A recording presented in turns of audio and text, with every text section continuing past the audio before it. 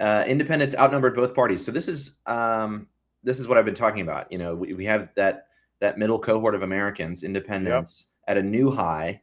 This is from CNN SSRS, and you know, it's not that these parties are disappearing. The Democratic and Republican Party are going to be here for a very, very long time. But I think this is a product of really powerful disillusionment with leadership on both sides. Absolutely. Most Democratic voters are furious still with the leadership. And of 100%. Course, Republicans do not, you know, MAGA Republicans only care about Trump.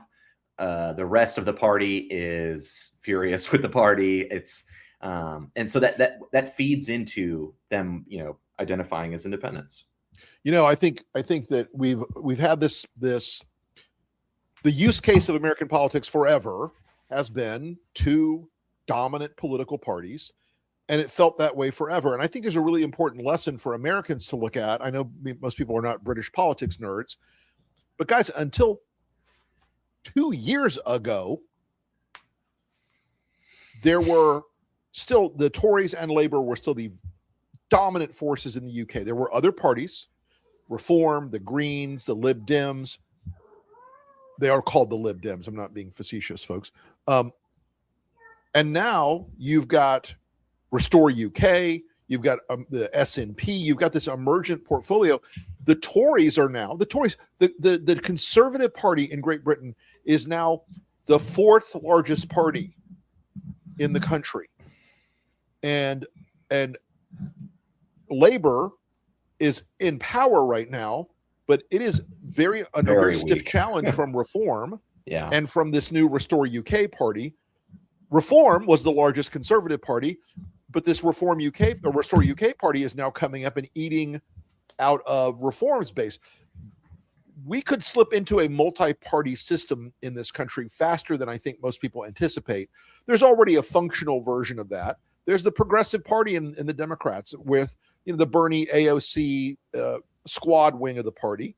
Yeah. There's the MAGA party, which is the vast majority of the GOP, but there's also a smaller conservative rump, you know, that's still Republican and not MAGA. It's tiny, but what you're seeing is the future, folks, might look more like Israeli politics, which has got how many? We did that analysis that time for that race over there. It was like there's like I don't know 47 parties, and some of them have like there's a lot. 3 members of parliament, right? But I mean, small parties can still wield some power, especially in a system that allows for a multi-party,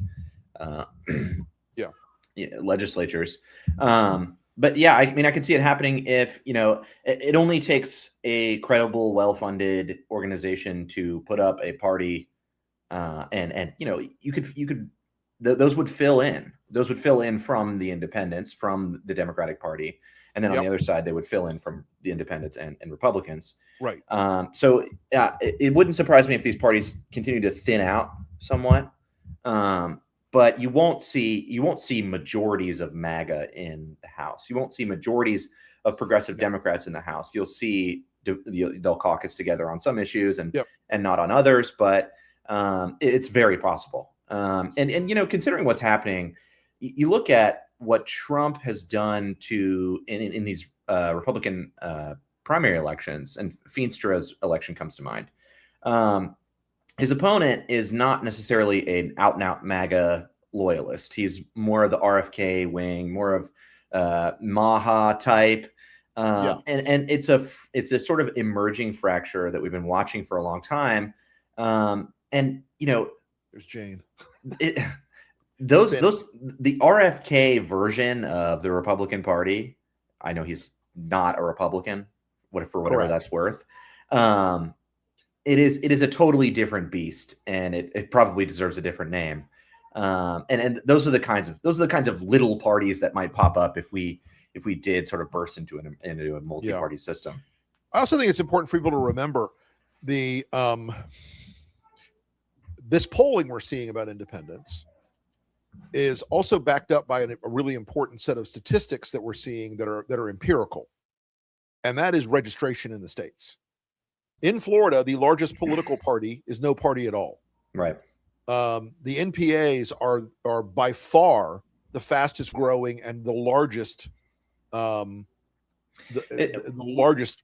We also have there's a pretty strong effect, I think, coming from people who are just now newly registered voters, and that's usually young people. The vast majority of them will be young people, and those newly registered voters, if you look at 18 to 44 men and women, they are extraordinarily turned off by both parties, more so than other demographic breakouts. Oh, completely. So as 18-year-olds are registering to vote, they're I think probably significantly more likely to be registering no party affiliation.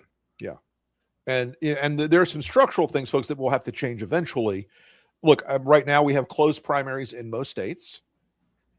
I'm not a fan of the jungle primary system. I don't personally like it, but there are a lot of things that, just being non-party affiliated or registering as an independent does not mean you are in a political party. In a lot of places, the deck is stacked because it'll say, must be a member of a party. Right. And so there's some problematic things. And on the national level, most states have state rules in their party structure where they can't support an independent for president if you're a Republican delegate to the Electoral College. There's a lot of complexities. An independent, someone asked the question, it's a really good one, and I get asked this question a lot. Could an independent win the presidency?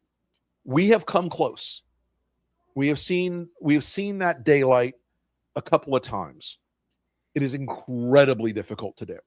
Yeah. Especially now in this era of unbelievably deep political division and polarization. It's going to be very hard for an independent to go to, if an independent won a Republican state, there's a really high likelihood now the Republicans will go, yeah, fuck you, I'm putting Don Jr. on the ballot instead. Right. And it's the thing about that question, what I think of when somebody asks is, could an independent win a presidential election?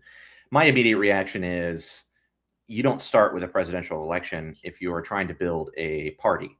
And these little parties will start by winning local elections. They'll, sheriff, dog catcher, every little election. Go in Florida, folks. There's something called the Mosquito Control Board in many counties.